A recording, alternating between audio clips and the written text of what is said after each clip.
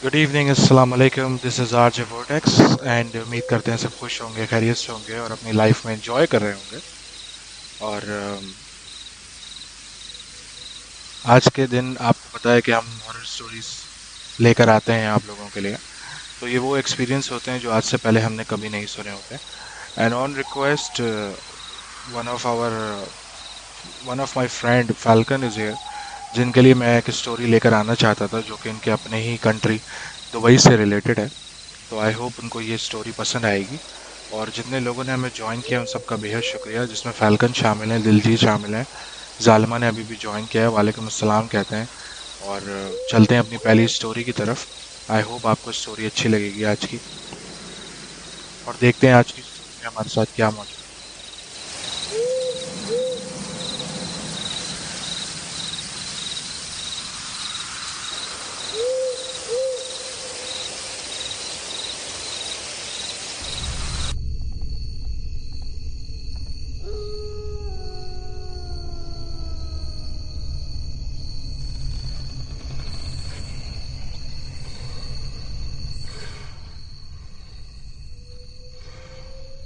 इस कहानी का नाम है दुबई की सुनसान रोड और चुड़ैल।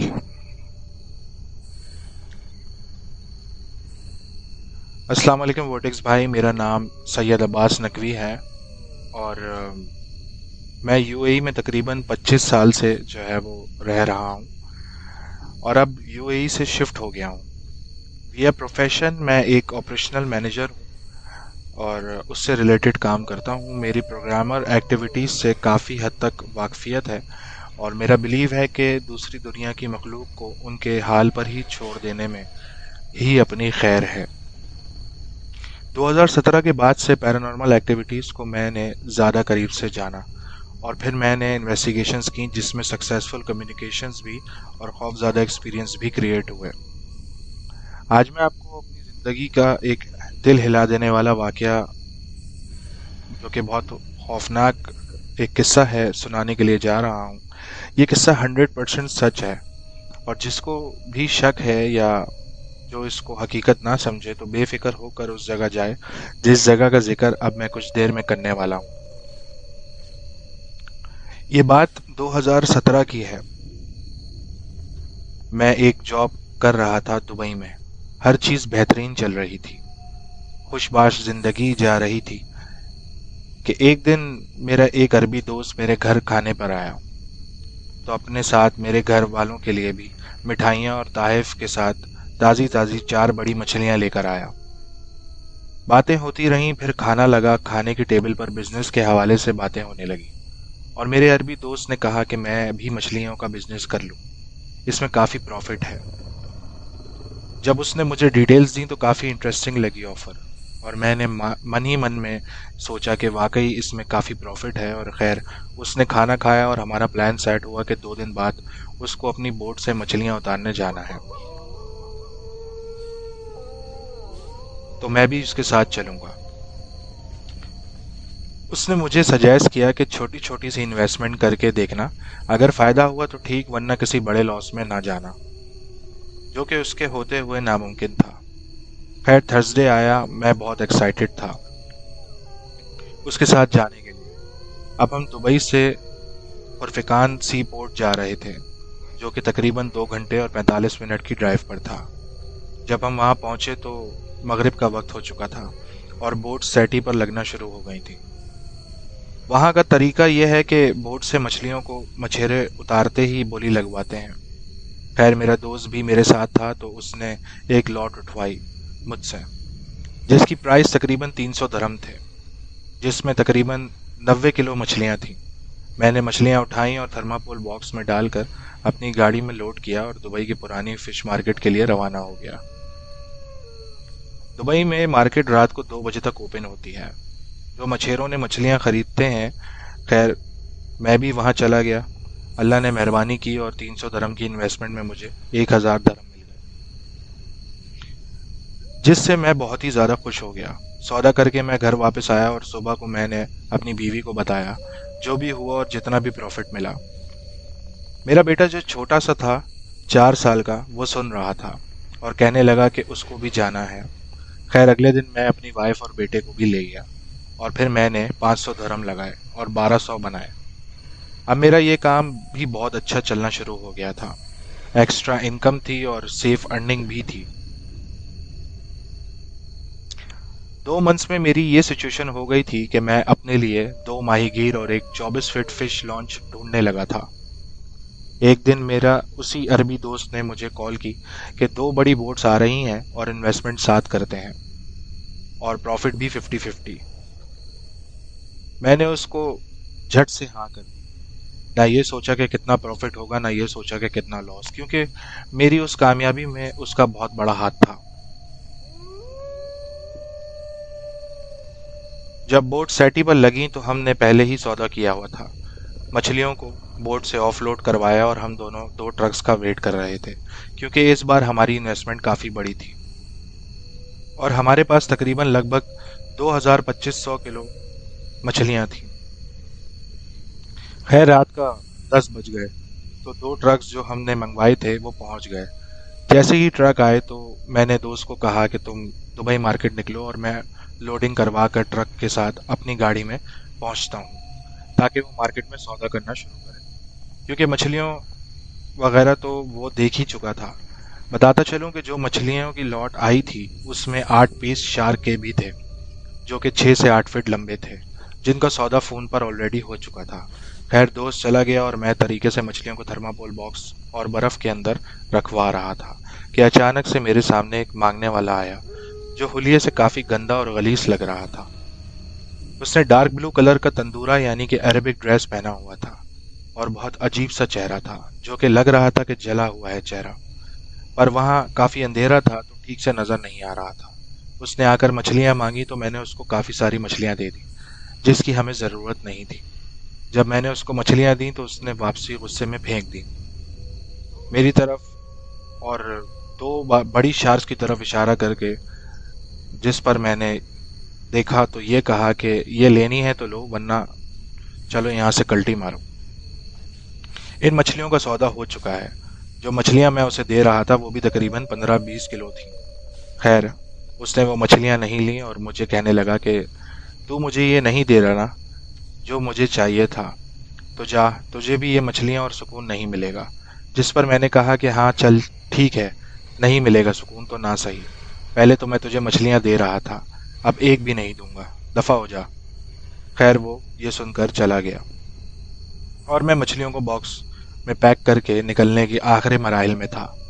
12 बजे लोडिंग ख़त्म हुई तो मैंने ट्रक वालों को कहा कि दुबई फ़िश मार्केट पहुंचो, मैं भी आ रहा हूँ।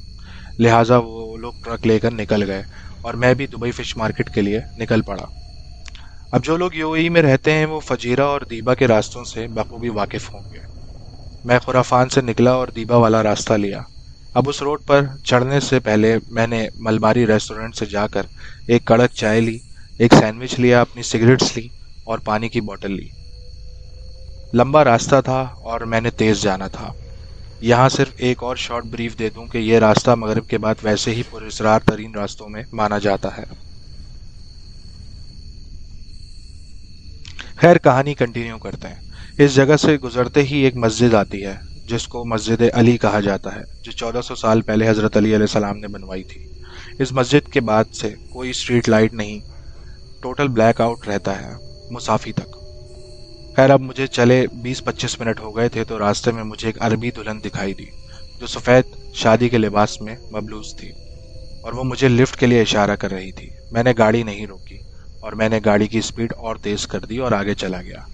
अब 10-20 किलोमीटर के बाद फिर वही दुल्हन, जिससे मुझे कन्फर्म हुआ कि कुछ न कुछ गड़बड़ है, उसको देखकर वहीं पर खड़ी हुई थी। अब गाड़ी तेज़ भगाने में ही खैर है। खैर मैंने गाड़ी की स्पीड और बढ़ा दी और जैसे ही कुछ फासले पर पहुंचा तो क्या देखता हूँ कि एक औरत जिसका कद 12 से 14 फीट लंबा है, जिस्म पर कपड़ा भी नहीं है और सर से लेके पाँव तक बाल ही बाल हैं और लाल अंगारे जैसी आंखें, बहुत बड़े बड़े पाँव और हाथों के नाखून उसकी उंगलियों से लंबे, जो कि ज़मीन पर ज़ोर ज़ोर से वो मार रही थी और उसके नाखून जब ज़मीन पर रगड़े थे तो चिंगारियाँ उठ रही थी। खैर मैंने ये सब देखकर आयतल कुर्सी पढ़ी और जो जो कलमात याद थे वो सब पढ़ना शुरू किया और गाड़ी भगाई। ड्राइविंग मिरर में देखा तो वो मेरी गाड़ी के पीछे आ रही थी। मेरे तो चारों हाथों और पाँवों में जैसे बिल्लियां भागती हैं। कुछ ही दूर पहुंचा तो मेरी गाड़ी के अचानक पीछे वाले दोनों टायर ब्लास्ट हो गए। जैसे ये हुआ तो मैं समझ गया कि शायद मेरा वक्त आ गया है और ये जो भी चीज़ है मुझे मार देगी। खैर, मैंने गाड़ी में कुरान प्ले किया और पुलिस को कॉल की। लोकेशन मुझे नहीं पता थी तो उन्होंने कहा कि वो पुलिस की गाड़ी भेज रहे हैं। मेरी निगाहें बार बार शीशों पर जा रही थी कि कहीं फिर से वो चुड़ैल यहाँ ना आ जाए, या जो भी वो चीज़ थी वो निकल कर अभी आ जाएगी मेरे सामने। अभी मैं ये सोच ही रहा था कि चंद मिनट्स में पुलिस आ गई और पुलिस को देखकर मुझे सुकून मिला। लेकिन जब तक पुलिस नहीं आई तब तक एक एक मिनट मेरे लिए मौत की तकलीफ जैसा था। खैर, पुलिस की गाड़ी में दो बंदे थे। एक तो बूढ़ा था और एक काफ़ी यंग था। वो दोनों उतर कर मेरे पास आए और पूछा कि मैंने उन्हें क्यों बुलाया है। तो मैंने कहा कि मेरे गाड़ी के टायर जो हैं वो ब्लास्ट हो गए हैं और उनको इसके अलावा कुछ नहीं बताया, क्योंकि यूएई में ऐसी बातें करना कभी कभार महंगा पड़ जाता है। अब बात हो रही थी, वो जो बूढ़ा पुलिस वाला था उसने पूछा कि मैं इतना डरा हुआ क्यों, क्या मैंने कुछ देखा है। जिस पर मैंने कोई जवाब नहीं दिया और बात को टाल दिया। खैर, मेरी गाड़ी को टो करके टायर शॉप लेकर गए तो मुझ समेत टायर वाले और पुलिस वाले भी हैरान हो गए जब ये देखा कि दोनों टायर अंदर से फटे हैं और बकायदा तीन तीन नाखूनों के निशान जैसे दिखाई दे रहे हैं उन टायर पर जो बने हुए थे। जो गाड़ी चलाते हैं वो खुद भी ये बात जानते हैं कि ऐसा होना 99% पॉसिबल नहीं है कि दो टायर पीछे के एक साथ फट जाएं, वो भी अंदर वाली साइड से। मेरी गाड़ी के टायर फिक्स हुए, मैंने पानी पिया और वॉशरूम वगैरह से फ्री हुआ और पुलिस वाले भी जाने लगे। जाते जाते बूढ़े पुलिस वाले ने पीछे मुड़कर कहा, तुम किस्मत वाले हो, वरना वो किसी को छोड़ती नहीं है। ये सुनकर मैं कंप्लीटली शॉक्ड हो गया और सांसें तो जैसे ख़त्म ही हो गई। खैर, टायर्स लगवाए, अल्लाह का नाम लिया और फिर से हिसार बांधा और दुबई के लिए गाड़ी भगाई। अब रास्ता खौफनाक नहीं था, पर जल्दी पहुंचने की उलझन मेरे सर पर सवार थी। टाइम 2 बज चुके थे और मैं दुबई फिश मार्केट के करीब ही था कि मेरे अरबी दोस्त की मुझे कॉल आई, जो पूछ रहा था कि मैं कहाँ हूँ और कितनी दूर हूँ, क्योंकि मसला हो गया है और वहाँ जल्दी से मैं पहुँचूँ।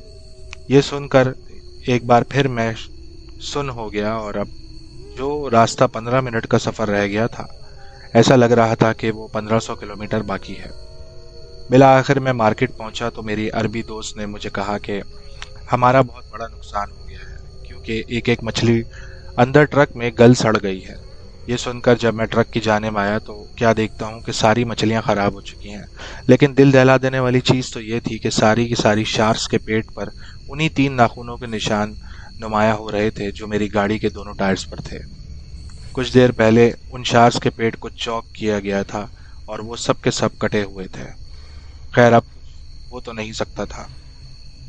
अब यूं समझे कि 2 महीनों में जो जो कमाया था वो सारा साथ जो है एक ही रात में चला गया और फिशरीज का बैलेंस मेरा माइनस में चला गया, यानी कि जेब से पैसे दिए ट्रक वालों को भी, जो तकरीबन 1500 धर्म थे। मैं थक कर घर वापस आया और नहाकर सो गया। दूसरे दिन वीकेंड था। मैं सोकर उठा, वाइफ को सारी स्टोरी बताई।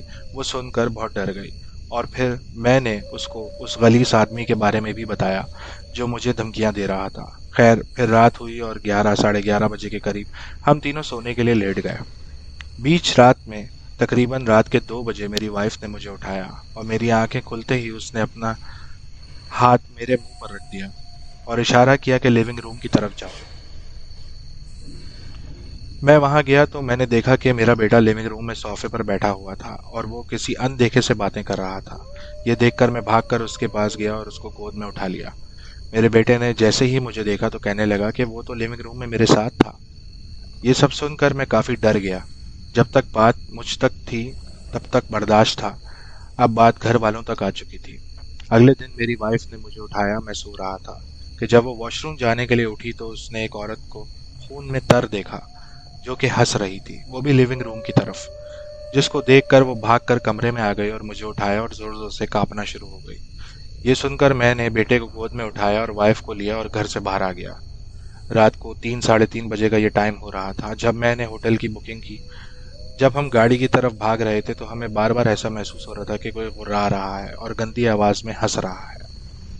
मेरे पूरे घर में कच्चे और सड़े हुए गोश्त की बदबू आ रही थी। अगले दिन मैंने अपने दोस्त को ये सब बताया तो वो मुझे अपने ससुर के पास ले गया, जो कि साहिब इल्म थे, जो वेकेशंस पर इत्तेफाक उसके घर पर आए हुए थे। जब मैंने उनको सारी बात सुनाई और कहानी बताई तो उन्होंने कुछ तदबीर बताई और फिर इस चीज़ से जान छुड़ाने का तरीका उन्होंने कहा कि 7 दिन का ये अमल है और मुझे अकेले 7 दिन रात को 10 बजे के बाद काला कपड़ा रोज़ 1 गज जलाने के लिए अपने घर दोबारा जाना होगा। और कुछ भी हो जाए, मुझे वहाँ किसी भी आवाज़ पे या किसी भी चीज़ पर रिएक्ट नहीं करना है। खैर, ये 7 दिन भी किसी मौत से कम नहीं थे। रोज के रोज अजीब और गरीब चीजें हो रही थी हमारे साथ। अब चूंकि मैं इतना परेशान था तो मैंने अपने दोस्त के ससुर की हेल्प ली और साथ साथ रोज लोगों को मस्जिद में जमा करके आयत करीमा का अमल करवाता था और मिठाई भी बांटता था। मैं रोज 10 बजे के बाद अपने घर जाता और उन जनाब के बताए हुए अमल पर अमल करता था। काफ़ी दफ़ा मुझे वहाँ पर तकलीफ़ पहुँची, कभी मार पड़ी तो कभी किसी ने कुछ फेंक कर मारा, और तो कभी गंदी शक्ल की चीज़ें अचानक सामने आ जाती थी जो कि मुझे डराने की भरपूर कोशिश कर रही थी और मेरी रूह को हिला देती थी। अल्लाह अल्लाह करके 7वां दिन आया तो आमिल साहब खुद मेरे साथ घर तक आए और अपनी पढ़ाई शुरू की। यूँ समझो कि एक जलजले या कोहराम जैसा समा था। अजीब आवाज़ें, चीखें और पूरा घर लरज रहा था। उन्होंने आखिरकार उन चीज़ों को हाजिर किया जो चीज़ मुझे तंग कर रही थी। जब वो चीज़ आई तो उसको इतना करीब से देखने के बाद तकरीबन 5 दिन में तेज़ बुखार में रहा। मैं बताना चाहूँ भी तो उस चीज़ का हुलिया तसव्वुर नहीं कर सकता, क्योंकि वो इतना खौफनाक था, बयान करना बहुत मुश्किल है। मुझे सिर्फ सोच के ही वहशत होना शुरू हो जाती है, इतने सालों के बाद भी। खैर, आमिल साहब ने उसको मेरी आंखों के सामने जला दिया, क्योंकि उसने आमिल साहब को ये जाहिर किया कि वो मुझे और मेरे बेटे और बीवी को जान से मार देगी, और वो मेरे पीछे इसलिए लगी थी कि उसके बच्चों को भूख लगी थी। उसके बच्चों ने जो मछली मांगी थी वो मैंने देने से मना कर दिया था, जिससे वो और उसके बच्चे मेरी बीवी और मेरे बेटे के जान के दुश्मन बन गए थे। और उसने ये भी कहा था कि समंदर पे और समंदर की हर शय पर उनका यानी जिन्नात का हक है। वो मुझे फिजिकली हार्म इसलिए नहीं कर सकी कि मैं एक सैयद हूँ, लेकिन मेंटली टॉर्चर फिजिकली टॉर्चर से ज़्यादा तकलीफ दे होता है, जो 20 दिन तक वो मुझे और मेरी फैमिली को देती रही। ये जानता हूँ कि अगर इससे जान नहीं छुड़ाई जाती तो वो मेरे और मेरे घर वालों की हालत ऐसी कर देती कि शायद हम अपने आप को ही बड़ा नुकसान पहुंचा बैठते। उतार हुआ, जलाव हुआ और फिर घर में पुरअमन माहौल वापस आया। हम अपने घर में पूरे 15 दिन के बाद वापस आए, जब इत्मीनान हो गया कि अब सब कुछ ठीक है। लेकिन वो 20 दिन मैं अपनी ज़िंदगी में कभी नहीं भूल सकूंगा। सुनने में तो बहुत इंटरेस्टिंग लगती हैं ये स्टोरीज, पर वो लोग जिनके ऊपर ये गुजरती है, ये तो वही जानते हैं, उनके घर वाले या हमारा अल्लाह। ये थी मेरी एक कहानी में से एक कहानी जो कि मेरे लिए बहुत खौफज़दा थी, और अगर मुनासिब लगे तो ये अपने एडिशन में ज़रूर ऐड कीजिएगा, क्योंकि ये एक सच्ची स्टोरी है। बहुत शुक्रिया। थैंक यू सो मच, आपने हमसे अपनी स्टोरी शेयर की। वेलकम करते हैं आप सबको एक बार फिर से। आई होप आप लोगों को स्टोरीज अच्छी लगी होगी। जरार ने ज्वाइन किया, जुनेद भाई ने इनको वेलकम करेंगे। यूनिक भी आ चुके हैं और यूनिक को वेलकम करते हैं। जालिमा हमारे साथ हैं, फैल्कन हमारे साथ हैं, और आयशा ने ज्वाइन किया है। आयशा को वेलकम कहते हैं हमारे साथ शो में। और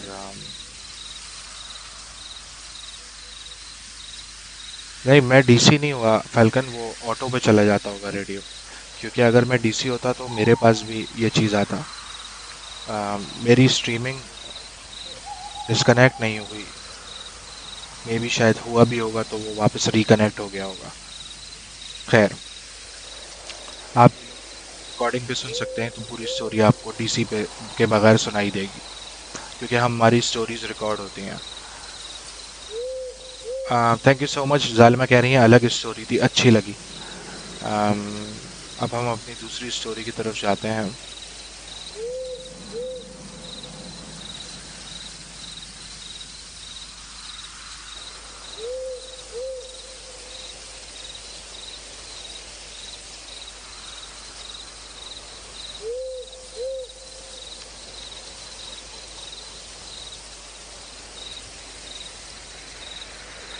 आई होप आपको ये पसंद आएगी।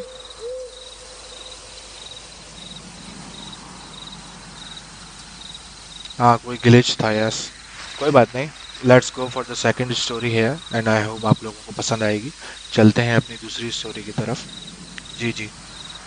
Thanks for helping in cover and sorting me out here. Let's go for the next story, guys. Stay tuned and enjoy your time with UML Radio with RJ Vortex.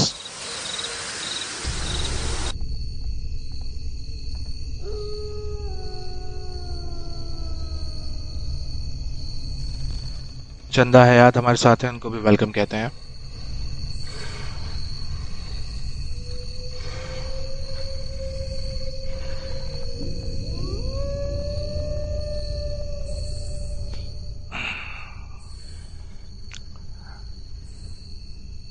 दूसरी story हमारे पास जो मौजूद है उसका नाम है कराची का पुरस्रार घर, यानी हॉन्टेड घर जहां चुड़ैल नजर आती है। ये स्टोरी हमें मुमताज़ भाई ने भेजी है और वो कहते हैं कि मेरा एक दोस्त यूरोप में रहता है। कल ही उसका फ़ोन आया तो वो बताता है कि हमारी पूरी फैमिली कराची में है और एक फ्लैट में रहा करती थी, और 2010 या 2009 में उनके पेरेंट्स ने एक घर खरीदने का इरादा किया कि आगे चलकर बच्चों की शादी वगैरह करनी है तो उस पर ज़रूरत पड़ेगी। फ्लैट छोटा था। उन्होंने मोहम्मद अली सोसाइटी में एक घर परचेज़ किया जो ओल्ड कंस्ट्रक्टेड था, यानी पुराना बना हुआ था, और उसमें थोड़ा सा कलर वगैरह का और रेनोवेशन वगैरह का थोड़ा काम बाकी था। तो उन्होंने सोचा कि वो इसी घर में कुछ दिन रहते हुए ही ये काम करवा लेंगे। तो वो लोग उस घर में रेनोवेशन का काम भी करवा रहे थे और वो कुछ दिन के लिए शिफ्ट हो गए थे उस घर में। जब वो वहाँ पर जाकर रहने लगे तो उनको कुछ ऐसी एक्टिविटीज़ पर नज़र आई वहाँ पर जिनसे उनको अंदाज़ा हुआ कि ये घर जो है वो हॉन्टेड है, और उनके घर का हर फैमिली मेम्बर को ये फील होता था कि उनके अलावा भी कोई इनविजिबल यानी ना दिखाई देने वाले लोग वहाँ मौजूद हैं। कोई एक या दो नहीं हैं बल्कि बहुत सारे लोग हैं। बच्चे हर वक्त उस घर में मौजूद होते हैं और उनके आसपास ही मौजूद रहते हैं। छत से आवाज़ें आना, दरवाज़ों का ज़ोर ज़ोर से बंद होना, खिड़कियों का बजना, और उस घर में बाहर थोड़ा सा लॉन था तो उस एरिया में बच्चों का खेलने की आवाज़ें आना। जब ये लोग सो जाएं तो किचन में ऐसा लगता था कि जैसे कोई पूरी फैमिली जो है वो कुकिंग कर रही है, और डाइनिंग रूम, टीवी लॉन्च, हर जगह उनकी मौजूदगी का एहसास होता है। कुछ दिन तो इन्होंने जो है ना बड़ी मुश्किल से गुजारे, क्योंकि ये ऐसे डिसीजंस हैं जो घर लिया है उन्होंने वो दोबारा इतनी जल्दी चेंज नहीं किया जा सकता कि आज घर लिया है तो कल उसको सेल कर दें और फिर किसी और जगह ले लें। खैर, इन्होंने कहा अल्लाह मालिक है, गुजारा करते हैं। लेकिन जब वो एक्टिविटीज़ बहुत ज़्यादा बढ़ने लग गई तो इन्होंने फिर दोबारा से अपना फ्लैट शिफ्ट होने का डिसीजन ले लिया, जो कि इनका पुराना घर था, कि हम लोग अपने वापस घर चले जाएंगे उसी फ्लैट में। तो ये लोग जो अपने घर वहाँ चले गए दोबारा। अच्छा, कुछ दिन बाद इन्होंने उस घर में एक चौकीदार रखवा दिया उस घर की देखभाल के लिए, और इन्होंने कहा कि चलें, जैसे न्यू घर होता है तो उसमें कुरान खानी होती है और कुछ लोगों को के लिए होम पार्टी के लिए खाने के लिए इन्होंने और भी चीज़ें जो हैं और लोगों को बुला लेंगे, और कुछ लोगों को बुलाया वहाँ, रिश्तेदार, करीबी जो पड़ोसी थे, और वहाँ पर एक प्रोग्राम रखा गया उस घर में। तो वो एक कुरान खानी हुई, खाना वगैरह हुआ, और ये क्योंकि फ्लैट में शिफ्ट हो गए थे तो इन्होंने रात को वहाँ पर उस घर पर रहना मुनासिब नहीं समझा। वहाँ पर प्रोग्राम करके और खाना वगैरह खाकर जब सब लोग चले गए तो ये लोग भी उस में दरवाज़ा वगैरह लॉक करके वापस अपने फ्लैट में चले गए। तो अगले दिन सुबह इनका जो वेरी नियरेस्ट नेबर था, जो इनके पड़ोसी थे, बिल्कुल दीवार से दीवार जिनकी मिली हुई थी घर की, उस घर की उनका जो है फ़ोन आया, इनके अम्मी के पास आया, और वो कहने लगे कि हमें अच्छा तो नहीं लग रहा आपसे ये कहना, पता नहीं आप बुरा ना माने, लेकिन आपका कोई रिश्तेदार या आपका कोई घर वाला वो रात को, कोई लड़की है वो ऊपर छत पर जो है वो खड़ी हुई है और खड़ी रही है पूरी रात, और उसने फुल मेकअप किया हुआ था और हमें अच्छा नहीं लग रहा था, और काफ़ी दफ़ा हमने आपके घर की बेल की, आवाज़ भी सुनी। तो हमने ऊपर से छत पर जाकर देखा कि आपके दरवाजे पर कौन खड़ा है, तो दरवाजे पर आपके कोई भी खड़ा हुआ नज़र नहीं आया। और आपके जो आपके घर के अंदर से बैल की आवाज़ बड़े वाज़े तौर पर हमने सुनी 2-3 दफ़ा, और आपके घर के अंदर की लाइट्स भी जल रही थी। तो ये तो कोई ऐसी मायूब बात नहीं है, लेकिन हमने जब उस लड़की को देखा कि वो छत पर खड़ी हुई है और पूरी तैयार हुई हुई है, तो ये ज़रा सा कुछ अच्छा नहीं लग रहा था। रात का 1:30 और 2 बजे के टाइम पे तो हमने कहा कि हम आपको बता देते हैं फ़ोन करके कि ऐसी आपके घर में चीज़ें हो रही हैं, कि उनको कहीं कह दें भाई कि जो भी वहाँ खड़ा हुआ है तो उस वक्त वो छत पर ना खड़ा हुआ करें। तो वो उनकी जो अम्मी है वो ये सब सुनकर बहुत परेशान हुई, और उन्होंने कहा कि नहीं भाई, हम लोगों ने तो पार्टी की थी, लेकिन हम में से कोई भी वहाँ पर रात में रुका नहीं था, और हम लोग लाइट्स वगैरह बंद करके आए थे, पूरे दरवाजे लॉक करके फिर हम अपने फ्लैट पर आ गए थे वापस। और रात को वहाँ तो कोई भी रात को नहीं ठहरा, और ना ही किसी ने स्टे किया। ये इनके नेबर्स बोलने लगे कि नहीं, आप झूठ समझ रही हैं। मैंने तो खुद देखा है वहां पर बाहर आपकी बालकनी में कोई बच्चे भी घूम रहे थे, और एक लड़की तो रात को काफी लेट नाइट तक आपकी छत पर खड़ी रही है। खैर, वो बात फोन पर आई गई हो गई। इनकी जो मदर है वो परेशान हुई।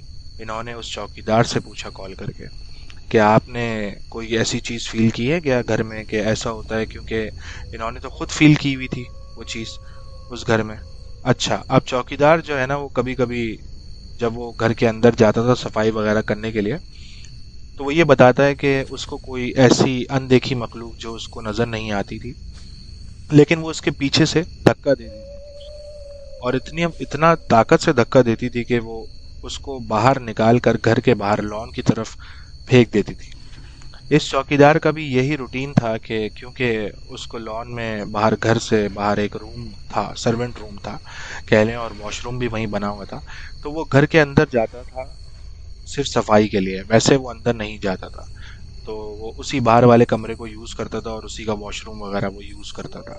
और डर के मारे रात को 12-1 बजे के टाइम उस घर के को छोड़ के, ताला लगा के, करीब का ही कोई एक रिश्तेदार या अजीज रहते थे इनके, उनकी बस्ती में एक कच्ची आबादी थी, तो वहाँ रात को 1-1:30 बजे तक यहाँ से लॉक करके वो चला जाता था, और 2-3 घंटे गुजार कर सुबह फजर के टाइम आकर अपने कमरे में वापस सो जाता था। उसने भी यही बताया कि इनकी फैमिली को कि हाँ, इस किस्म के मसले होते हैं इस घर में, और मुझे भी बाज़ दफ़ा बहुत डर लगता है, क्योंकि दरवाजे बंद होते हैं और खुद ब खुद लाइट्स अंदर रोशन हो जाती हैं, और लोगों के चलने फिरने की, चहलकदमी की आहट महसूस करता हूँ, और अगर कभी मैं अंदर जाने की कोशिश करता हूँ तो मेरे साथ भी यही होता है कि मुझे धक्का देकर बाहर फेंक दिया जाता है। बहरहाल, इस तरह से दिन गुजरते गए, तो ये मेरे दोस्त की जॉब लग गई थी दुबई में 2 साल बाद, जो है वो इन्होंने 2 या 3 साल बाद जब इनकी बेटी की शादी का प्रोग्राम बना, तो फिर दोबारा से इन लोगों ने उस घर को आबाद करने की कोशिश की, जो कि हॉन्टेड था, इसलिए कि अब उस फ्लैट में गुजारा नहीं, वो छोटा पड़ रहा था। इनकी लड़की की शादी के बाद क्योंकि जगह भी नहीं थी, ये लोग फिर दोबारा उस घर में शिफ्ट हुए। इनको पहले से एहसास तो था कि इस घर में कुछ प्रॉब्लम्स हैं। बच्चे की शादी की तो ये दुबई में जॉब करता था, तो ये बहुत ज़्यादा जो है ना, कराची आता जाता रहता था। मतलब ये खुद बताता है कि मुमताज़ साहब, मैं पूरे साल में जो है 70% मैं कराची में गुजारता था, क्योंकि न्यू न्यू शादी थी और दुबई क्योंकि करीब था, और इनकी वाइफ का मेरे ख्याल से वीज़ा वगैरह नहीं हुआ था। तो ये हर अगले मंथ जो है वो कराची आके चक्कर लगाते थे, और हफ्ता 10 दिन जो है इस तरह से वहाँ रहकर वापस चले जाते थे। अब इसकी बीवी को भी वही चीज़ें फील होने लगी। वो बताती है कि मुस्तकिल कोई चलते हुए मुझे फॉलो करता है यहाँ पर, और यहाँ तक कि उसने बाज़ दफ़ा पीछे मेरे शोल्डर पर हाथ भी टच किया अपना, और बहुत ज़्यादा डरने लगी वो। और इस तरह से जो वाक़यात हैं उनके, वो बाकी सारे मेंबर्स के साथ भी होते रहे। सभी के साथ ये महसूस होता था कि सबको, हालांकि दूसरी मंजिल लॉक थी उस घर की, पहले उसमें रहते थे वो लोग ग्राउंड में, लेकिन वहां से दूसरे बच्चों के खेलने की आवाज़ें आती थी, और बातें करने की आवाज़ें भी जो है वो सुनाई देती थी। ये तकरीबन 1 साल वहां पर रहे। उसके बाद जब बहुत ज़्यादा परेशानियां और एक्टिविटीज़ बढ़ना शुरू हो गई, तो इसकी वाइफ जो थी वो अपने माँ बाप के घर शिफ्ट हो गई। और उसने कहा मैं तो यहाँ पे नहीं रह सकती, और उसकी फैमिली के मेंबर्स, पेरेंट्स वगैरह, वो दोबारा से अपने फ्लैट में शिफ्ट हो गए। अच्छा, इनकी जो अम्मी है उनका कोई बिजनेस था मार्केटिंग एंड सेल्स का, तो उन्होंने उस मकान को नीचे जो हॉन्टेड था उसके 2 कमरे ऑफिस में शिफ्ट कर दिए, यानी ऑफिस वालों को दे दिए। इनका कोई ऑफिस बनाना था वहाँ पर उनको सेल्स का, तो ऑफिस वालों को भी पता है कि इस किस्म की प्रॉब्लम्स हैं इस घर में। लेकिन उन्होंने कहा कि क्योंकि हम सुबह 9 बजे से शाम 5 बजे तक वहाँ पर काम करते हैं, तो उसके बाद हम वापस चले जाएंगे, और नाइट को तो हमें, यानी रात को तो हम ठहरना नहीं है इस मकान में, तो कोई परेशानी नहीं होगी, यहाँ तो कोई बात है नहीं है, मतलब हम चला लेंगे काम इसमें, रहकर इसमें। तो वो घर उन्होंने उस ऑफिस में शिफ्ट कर दिया, और मेरे दोस्त जो है वो उसकी जॉब फिर एक यूरोपियन सिटी माल्टा है उसमें लग गई, मतलब वहाँ हो गई। तो ये ऑफिस जो है वो 2-3 साल तक वहाँ चलता रहा। जब इन्होंने ऑफिस बनाया तो इनकी एक फैमिली, एक रिश्तेदार थे, वो दुबई से 1 महीने के लिए किसी की डेथ में कराची उनका आना हुआ, तो उनको 1 मंथ वहाँ पर रुकना पड़ा। तो उन्होंने इनकी मदर से कहा कि हमें भी कोई एक घर चाहिए, यहाँ पे रुकना है और हमको 1 मंथ तक रहना है। तो इनकी मदर ने कहा कि आप ऐसा करें कि ऐसा ऐसा एक घर है और उसमें ऑफिस बना हुआ है हमारा, लेकिन बाकी कमरे खाली हैं, तो आप उसमें रह लें, लेकिन उसमें इस किस्म के हॉन्टेड और पैरानॉर्मल एक्टिविटीज़ होती हैं कि कुछ मसाइल होते हैं, तो आप उसको इग्नोर कीजिएगा, डरिएगा मत वहाँ पे। अच्छा, फिर वो सुबह जो है 5-6 बजे तक ऑफिस होता है, और उसके बाद दूसरे रूम्स भी खाली हैं, आप रह लें, उसमें कोई मसला नहीं है। तो वही फैमिली जो है उसने 1 मंथ के लिए उस घर में रहना शुरू कर दिया। अभी वो न्यू न्यू वहाँ शिफ्ट हुआ है। अच्छा, इनके पेरेंट्स ने उस फैमिली का ख्याल रखने के लिए एक बंदा भी वहाँ पर हायर करके दे दिया, इनको रख दिया कि उनके साथ रख दिया, ताकि वो इनको खाने पीने और सफाई सुथराई का ख्याल रखे। तो एक दिन गुजरा, दूसरा दिन गुजरा, उस फैमिली को भी इसी किस्म की एक्टिविटीज़ महसूस होना शुरू हो गई। जो नीचे हैं दूसरी मंजिल पर, कोई विंडो पर कोई इनको नॉक कर रहा है, और बहुत ज़ोर ज़ोर से नॉक, इतनी ज़ोर से नॉक कर रहा है कि लगता है कि अभी जैसे खिड़की को तोड़ देगा। ऊपर जाने का जो रास्ता था उसका डोर बिल्कुल लॉक था, लेकिन उस दरवाजे के खुलने की आवाज़, उसके बाद इतनी ज़ोर से पटक कर बंद करने की आवाज़, जैसे कोई गुस्से में दरवाज़ा मार कर जाता हो। और जो इनके लिए एक बंदा रखा हुआ था जो इनकी केयर टेकिंग के लिए था, वो भी वहीं टीवी लॉन्च पर अपना मैट्रेस डालकर रात को वहीं सोता था। तो उसको भी ये चीज़ें फील होती थी कि जब वो सो जाए तो किचन में कोई है, और इसकी आंख खुले और किचन में देखे तो वहाँ कोई ना कोई भी मौजूद ना हो, और लेट जाए तो महसूस हो कि टीवी लॉन्च में, ड्राइंग रूम में, मतलब घर के हर कोने में कोई ना कोई चहलकदमी कर रहा है, मुस्तकिल चहल पहल है, और वही बच्चों के खेलने की आवाज़ें, और ऊपर से छत से बातें सुनने की आवाज़ें। ये लोग बहुत परेशान हुए, जो फैमिली उसमें रह रही थी, उन्होंने कहा कि यहाँ तो गुजारा बहुत मुश्किल हो जाएगा। लेकिन रहते हैं, रहे कोई, मतलब 1 हफ्ते बाद, मतलब 1 हफ्ते वहीं रहे, और उसके बाद इनको छत से बहुत ज़ोर से किसी चीज़ के गिरने की आवाज़ आई। कोई चीज़ जो थी वो बहुत ज़ोर से गिरी, तो इन्होंने कहा कि दरवाज़ा जाकर देखा, तो दरवाज़ा तो लॉक था ऊपर जाने का। तो वो जो बंदा इन्होंने रखा हुआ था केयर टेकर करने के लिए, उसने बताया कि आप परेशान नहीं हो, मैं जाकर देखता हूँ। एक एंटीना डिश है, और वो ऊपर जो है छत पर रखी हुई है, वो जो गोल बड़ी डिश होती थी उस ज़माने में जिससे चैनल वगैरह आते थे। अब तो खैर केबल सिस्टम हो गया है, तो वो रखी हुई थी ऊपर छत पे। इसने कहा मैं जाकर देखता हूँ, हो सकता है कि वो गिरी हो हवा से, और या किसी दीवार से टकराई हो जिसकी वजह से ये आवाज़ें हैं। खैर, इसने लॉक खोला दरवाजे का, ऊपर गया। जब ये ऊपर गया तो उसने देखा कि डिश खड़ी हुई है, और टेढ़ी करके, मतलब खड़ी की हुई है, और जैसे दीवार से टिका कर कोई खड़ी करता है वो डिश है। और इसने 2 कदम और आगे बढ़ा डिश को देखने के लिए, और डिश की दूसरी तरफ जब देखता है तो ये क्या देखता है वोटिक्स भाई, के एक औरत है, उसने बाल खोले हुए हैं और वो बैठी हुई है उस डिश के पीछे की तरफ, और उसकी बैक साइड जो है, उसकी पीठ की तरफ जो थी वो इस आदमी की तरफ थी, और चेहरा उसके दूसरी तरफ है, और बाल खोले हुए हैं उसने, और खोलकर आगे अपने मुंह की तरफ किए हुए हैं, और जैसे औरतें नहाकर निकलती हैं और उसके बाद बाल वगैरह आगे करके कंघा करती हैं, उस तरह से वो अपने बालों में कंघा कर रही थी। इसकी तो ये सब कुछ देखकर हालत ख़राब हो गई। जब इसने ये देखा तो उल्टे पांव भागा, आयतल कुर्सी और जो सूरतें भी याद थीं, भागता हुआ और पढ़ता हुआ जो है उसने फौरी तौर पर जो है वो बालकनी का दरवाज़ा लॉक किया और नीचे आ गया।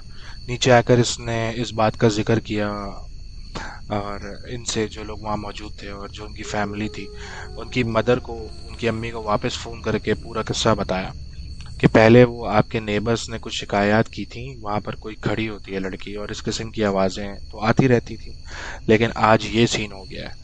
तो खैर वो अगले दिन ही जो है ना, वो उनको, जो मेहमान आए हुए थे फैमिली वगैरह रहने के लिए, उन्होंने अपना सामान वगैरह पैक किया और वो कहीं और शिफ्ट हो गए। फिर इनके घर वालों ने ये फैसला किया कि अब ये घर रहने के काबिल नहीं रहा, इसको सेल कर देना चाहिए और यही बेहतर है हमारे हक में। जब तक वो चौकीदार वहाँ पर रहा, उसको परेशानी होती रही, इस किस्म के वाक़यात वहाँ चलते रहे।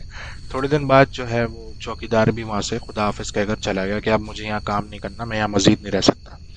फिर इनकी फैमिली ने उस घर को सेल कर दिया और ये बताकर सेल किया कि इसमें इस किस्म के कुछ मामलात हैं। तो जिन लोगों ने वो घर लिया, उसमें रिहाइश नहीं रखी, बल्कि उन्होंने भी कोई ऑफिस बनाकर सुबह से 5 से 6 बजे तक, जो डे टाइम होता है उसमें वो इस्तेमाल करते हैं उस ऑफिस को, एज आ उस घर को, और रात में उस घर में कोई भी नहीं होता। वो घर आज भी मोहम्मद अली सोसाइटी पर मौजूद है और आज भी में ऐसी किस्म की पैरानॉर्मल एक्टिविटीज़ होती हैं, क्योंकि जिन लोगों को इन्होंने सेल किया था वो इन लोगों को बताते रहते हैं ये बातें। तो ये एक वाकया था जो इस घर के हवाले से मैंने शेयर किया था, और मुझसे तो मैंने सोचा कि मैं आपको बताऊंगा वो टिप्स भाई। Okay, thank you so much, आपने अपना ये वाकया हमसे शेयर किया। अगर आप लोग भी हमारे साथ अपनी कहानियाँ में भेजना चाहते हैं तो आप हमारे यूट्यूब के डिस्क्रिप्शन में जाके हमारा व्हाट्सएप नंबर या पे ऑडियो, अपनी ऑडियो में भी, अपनी आवाज़ में भी कहानियाँ में भेज सकते हैं, और हमें ईमेल भी कर सकते हैं, वहाँ ईमेल भी मौजूद है जिसको आप जिसमें आप अपनी स्टोरीज लिख के भेज सकते हैं, और आप चाहेंगे तो हम उनको ऑन एयर भी करेंगे, पढ़ेंगे भी, और आपकी अपनी आवाज़ में भी उसको यूट्यूब पर अपलोड करेंगे। इसके अलावा अगर कोई मेरे साथ कॉल पे आना चाहता है और अपने किसी एक वाक़ये को हमारे साथ शेयर करना चाहता है जो कि उनके साथ कभी पेश आया हो या उनके किसी अजीज़ के साथ, तो वो भी हमसे वो कर सकता है। अच्छा, यहाँ पर मुझे दरवेश कह रहे हैं, आरजे आपको याद है यहाँ का एक लड़कियां छत पे जाने का गलती नहीं करेगी रात को इस स्टोरी के बाद। अच्छा, आज के बाद यहाँ की जो लड़कियां हैं वो छत, ये स्टोरी सुनने के बाद छत पर जाने की गलती कभी नहीं करेंगी। दरवेश हमसे ये कह रहे हैं, दरवेश को वेलकम कहते हैं हमारे साथ। और बिल्कुल ऐसा होता है, अक्सर गर्मियों में भी ये सीन होता है। और आयशा कह रही हैं, आज ये मेरी वाली रियल स्टोरी है।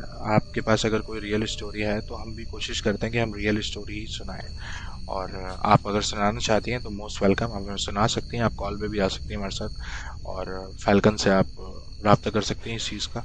खुद के घर में देखा हुआ है जी, ऐसे ही है, और मेरे साथ भी ऐसे सीन्स हो चुके हैं जो मेरे ट्रू बेस एक्सपीरियंस था मेरी लाइफ का। तो लाइफ में मैंने कोई 2 बार ऐसा एक्सपीरियंस किया है कि मैंने चुड़ैल को देखा है, तो मैं इस बात से डिनाई नहीं कर सकता कि वो नहीं होती। अच्छा, अतीक ने ज्वाइन किया, अतीक को वेलकम करते हैं, या आप मुझे डायरेक्ट मैसेज कर सकते हैं अगर आपको मेरे साथ कॉल पे आना है, तो हम आपकी स्टोरी भी अपने पास सुन सकते हैं आगे। राइट हो गया।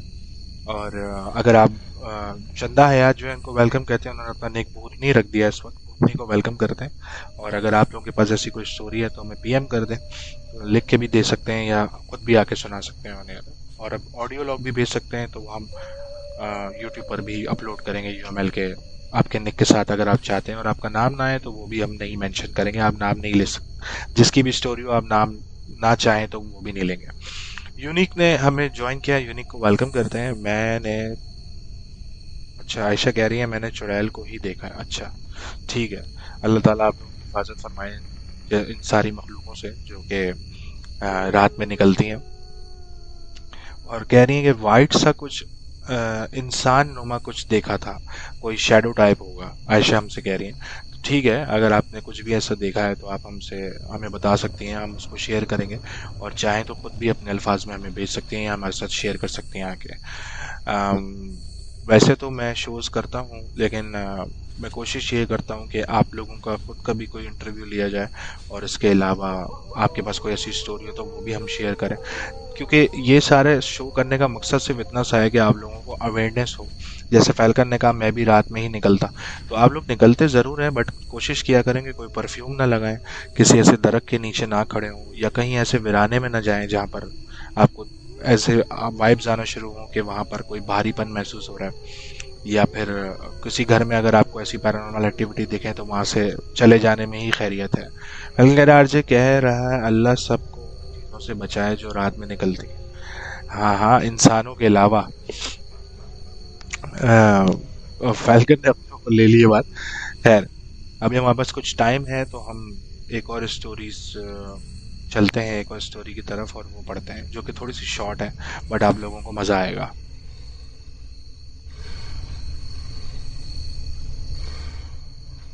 अस्सलाम वालेकुम वोटिक्स भाई, मैंने आपकी सारी स्टोरीज सुनी है, तो मैंने सोचा कि मैं भी अपनी ज़िंदगी में से आने वाला एक एक्सपीरियंस आपसे शेयर करूं। ये शो सिर्फ डराने के लिए नहीं, आप लोगों को आगाह करने के लिए भी किया जाता है।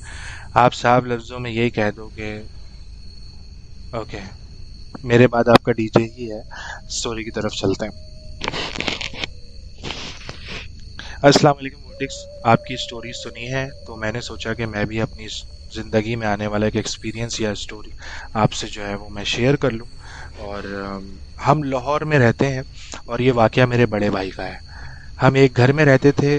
कहते तो सब थे कि ये जगह बहुत भारी है, यानी यहाँ यहाँ जन्नत का साया है। हमारा अपार्टमेंट सेकंड फ्लोर पर था। हम लिफ्ट से ज़्यादा सीढ़ियाँ यूज़ करते थे। एक दफ़ा हम बहन भाई शाम को एकेडमी से पढ़कर आ रहे थे, तो हमने देखा कि एक घर को लॉक लगा हुआ है और अंदर से लाइट्स ऑन ऑफ हो रही थी। हम भागे, जल्दी से ऊपर गए, देखा तो जो दरवाजे पर लॉक लगा हुआ था वो खुद ही जोर जोर से हिल रहा था। ये देखकर हम बहन भाई सब घबरा गए। बड़े भाई ने हमें एक साथ पकड़ा और वहां से भागने की कोशिश करने लगे, लेकिन हम में से किसी के हाथ पाँव ने साथ नहीं दिया। भाई आयतल कुर्सी का विर्द करने लगे, अल्लाह अल्लाह करके वहां से निकले तो घर पहुंचे। हम बहुत घबराए हुए थे। मामा ने देखा तो बहुत परेशान हुई और वो हम पर आयतें वगैरह पढ़कर फूंकने लगी। उस रात जब हम सब भाई सोने के लिए अपने अपने कमरों में चले गए, और अचानक से बहनों के कमरे से एक चीखने की आवाज़ आई। चीख की आवाज़ सुनकर सब उठ खड़े हुए और उनके रूम की तरफ भागे, तो देखा कि बहनें बहुत घबराई हुई थी और दीवार के एक कोने की तरफ इशारा कर रही थी। वो कह रही थी कि कुछ है वहाँ पर, कुछ है मौजूद। लेकिन हमने जब वहाँ देखा तो वहाँ कुछ भी नहीं था। तो ये देखकर मम्मा कहने लगी कि आज रात मैं इनके साथ सो जाती हूँ। तो जब वापस सब अपने अपने कमरों में चले गए और सो ही रहे थे, तो मुझे अपने आसपास महसूस हुआ कि जैसे कोई चल फिर रहा है। ऐसा खौफनाक चेहरा मैंने अपनी ज़िंदगी में नहीं देखा। बाद में वो चीज़ चलते हुए मेरे भाई के बिस्तर के पास जाकर बैठ गई, और तभी भाई ने चीखना शुरू कर दिया।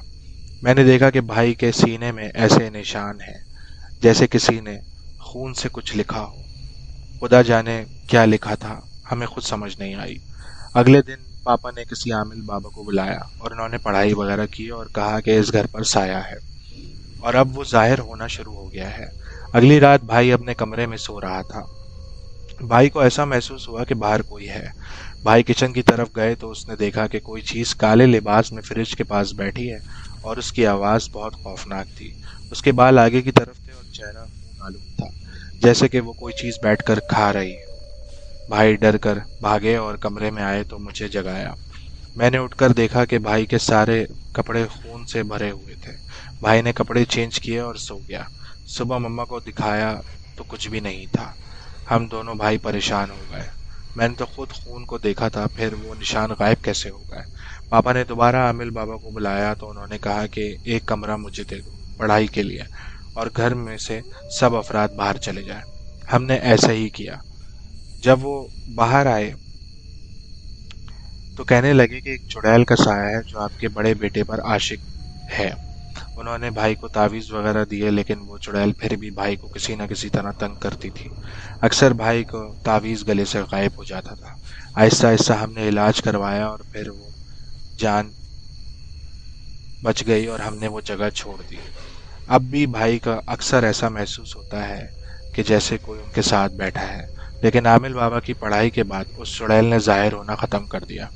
अभी भी भाई अक्सर डर जाता है। पहले कुछ नुकसानात भी करते थे, अब नहीं करते। बहुत बहुत शुक्रिया जिन्होंने हमें अपनी स्टोरी भेजी है और इन्होंने अपना नाम जो है वो मेंशन नहीं किया इस स्टोरी में। ये एक स्टोरी जो उनके साथ पेश आई थी, और मैं इस पर यही कहूँगा कि ऐसे वाक़यात जिनके साथ होते हैं ये सिर्फ वही समझ सकते हैं, लेकिन हमारा मकसद खाली ये था आप लोगों को ये चीज़ सुनाने का कि आप लोग भी इस चीज़ से अवेयर रहें कि अगर आप बाहर जाएं और अल्लाह ना करे कभी ऐसी सिचुएशंस आपके साथ क्रिएट हों, तो आप उसको उस वक्त सोच समझ सकें कि ऐसी सिचुएशंस में क्या करना चाहिए। रेन ने हमें ज्वाइन किया, रेन को वेलकम करते हैं हमारे साथ। और हाई भी आ गए और ओके ने भी ज्वाइन कर लिया है। यूनिक जो है वो जा रही है, इनको कहते हैं टेक केयर, अल्लाह हाफिज़। और आमीन, आप लोगों को अल्लाह पाक इन चीज़ों से महफूज रखे, मैं यही कहूँगा। अच्छा, फिर एक और छोटी सी स्टोरी हमारे पास मौजूद है और वो ये कह रहे हैं, अस्सलाम वालेकुम वटिक्स भाई, आपकी स्टोरीज बहुत शौक से सुनती हूँ। ये वाकया बिल्कुल सच्चा है जो मेरे भांजे के साथ पेश आया था। उसका नाम आसिफ खान है। हुआ ये कि मैं अपनी सिस्टर के घर आई हुई थी कि मेरे भांजे ने मुझे बताया आंटी हमारे घर में कुछ है। उसने मुझे बताया कि मैं एक रात सो रहा था तो मेरी आंख खुली और मैं वॉशरूम जाने के लिए उठा। अच्छा, यहाँ बताता चलूँ कि मेरी सिस्टर के घर में एक ही रूम है जो नीचे है, और किचन और वॉशरूम ऊपर बने हुए हैं। तो वो रूम से उठकर ऊपर वॉशरूम गया तो उसे अपनी बहन नज़र आई कि वो इतनी रात में ऊपर क्या कर रही है। बट वो वॉशरूम चला गया। जब वो वापस आया तो उसकी बहन नहीं थी, और जब वापस रूम में आया तो उसकी बहन बेखबर सो रही थी। उसकी बहन की एज तकरीबन 8 साल है। कुछ दिन बाद उसके साथ ये हुआ कि वो बता रहा था कि मैं, मेरी बहन, मम्मा पापा बाहर से आ रहे थे। हमारे घर की लाइट नहीं थी। मैंने सोचा कि अपनी बहन को डराऊं। मैं समझा कि वो अपने रूम में चली गई है, ऊपर नहीं गई। मम्मा पापा तो ऊपर चले गए थे, तो मैं गया तो मेरी बहन बैठी हुई थी। मैं होकर आया वहां से और मैंने उसको हू करके ऊपर भाग गया। जब ऊपर देखा तो बहन ऊपर थी। मैं खुद बहुत ज़्यादा डर गया कि अगर मेरी बहन ऊपर है तो रूम में कौन था जिसको मैंने हू किया था। ये बात मैंने अपनी मम्मा को बताई, मगर उन्होंने कहा कि मेरा वहम समझूं मैं इस बात को। इस तरह मैं रूम में अकेला था, बेड पर बैठा था कि एक खौफनाक औरत मेरे करीब आकर बैठ गई जो मुस्कुरा रही थी। मेरे मुंह से आवाज़ नहीं निकल रही थी। मैं जैसे वहीं जम सा गया, कोई मूवमेंट ही नहीं हो पा रही थी। फिर मैंने दिल ही दिल में अल्लाह का नाम लिया तो कुछ हिम्मत हुई और फिर उठकर ऊपर भागा। और हाँ, हमारे घर में अमरूद का दरख्त था जो मेरे पापा ने कटवा दिया था। जब से ये सब कुछ मेरे साथ होना शुरू हुआ था। इन्होंने भी अपना नाम जो है इस स्टोरी में शेयर नहीं किया। सेकेंडली, एक और स्टोरी। अस्सलाम वालेकुम वटिस भाई, आपकी स्टोरीज में बहुत शौक से सुनता हूँ। ये वाकया जो मैं आपको बताने जा रहा हूँ ये मेरे मामू का है। इनका नाम वकार है और ये कराची से बिलोंग करते हैं और मैं यूएसए में रहता हूँ। एक रात को वो अपने दोस्त की शादी से वापस आ रहे थे तो रास्ते में एक कचरा कुंडी पड़ती थी। उनका रास्ता वहीं से पड़ता है, तो मेरे मामू बाइक पर इस जगह से आ रहे थे और रात के तकरीबन 3 बज रहे होंगे।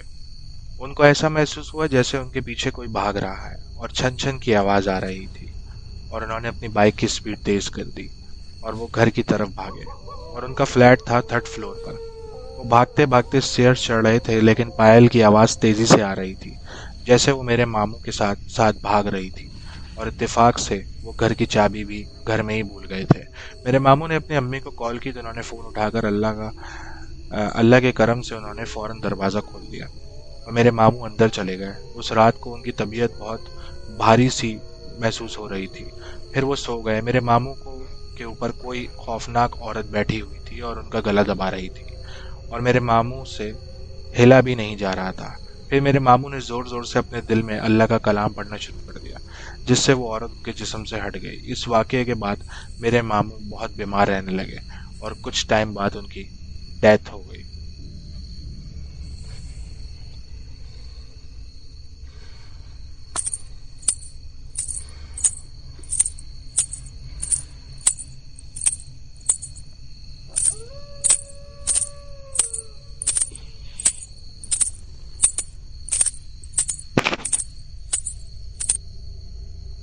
तो ये थी कुछ कहानियाँ। आई होप आप लोगों को पसंद आई होंगी हमारी आज की स्टोरीज।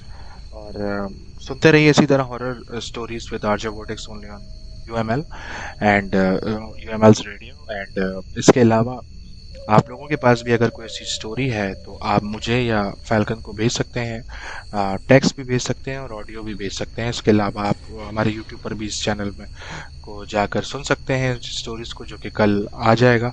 और फैल्कन कह रहे हैं कि मेरा रेडियो बंद हो गया था। कोई बात नहीं,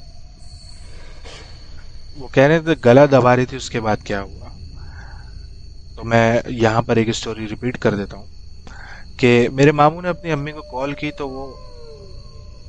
तो उन्होंने फ़ोन उठा लिया अल्लाह का करम से, और उन्होंने फ़ौरन दरवाज़ा खोल दिया और मेरे मामू अंदर चले गए उस रात को, और उनकी तबीयत बहुत भारी सी हो रही थी। फिर वो सो गए। मेरे मामू के ऊपर कोई खौफनाक औरत बैठी हुई थी और वो उनका गला दबा रही थी और मेरे मामू से हिला भी नहीं जा रहा था। फिर मामू ने ज़ोर ज़ोर से अपने दिल में अल्लाह का कलाम पढ़ना शुरू किया और जिससे वो औरत उनके जिस्म से हट गई। इस वाक़े के बाद मेरे मामू बहुत ज़्यादा बीमार रहने लगे और कुछ टाइम बाद उनकी डेथ हो गई। तो आई होप आपने सुन लिया होगा, और जितने लोगों ने हमारे साथ ज्वाइन किया था इस शो को, आप सबका बेहद शुक्रिया।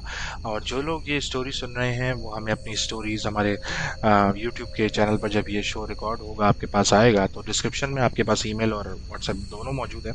आप वहाँ पर ऑडियो लॉग्स अपने स्टोरी के और हमें मैसेज भी कर सकते हैं और अपनी आवाज़ में स्टोरी भेज भी सकते हैं। और अगर आप चाहें तो आपका नाम भी नहीं आएगा उसमें। और बहुत सारे लोग हैं जो अपने वाक़यात इसलिए शेयर करते हैं कि आपको अवेयरनेस के लिए होता है, डर तो इंसान को खुद लगता है। तो अल्लाह पाक आप सबको और आपकी फैमिलीज़ को इन सारी मखलूक़ात से महफूज रखें, आमीन, मेरी ये दुआ है। और keep sharing your stories with us. And अगर आप लोगों को स्टोरीज़ पसंद आए और ये चीज़ें पसंद आएँ तो हमारे साथ शामिल हो जाए, हमारे फैमिली का पार्ट बन जाए, UML पे या यूट्यूब पे, दोनों पे। और लाइक भी कर सकते हैं, सब्सक्राइब भी कर सकते हैं, और हमारे साथ अपनी स्टोरी शेयर भी कर सकते हैं। नेक्स्ट वीक फिर मुलाकात होगी नई स्टोरीज़ के साथ। तब तक के लिए अपना बहुत सारा ख्याल रखें। और thank you so much Zalima for saying nice story. And जिन जिन लोगों को पसंद आई स्टोरी, आप सबका बेहद शुक्रिया। अल्लाह हाफिज़, signing out from the story session, and see you in the next episode. Take care, good night.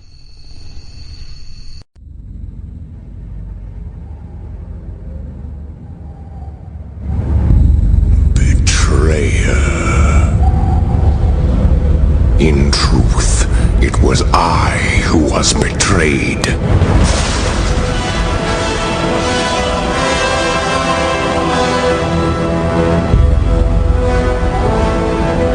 Still I am hunted.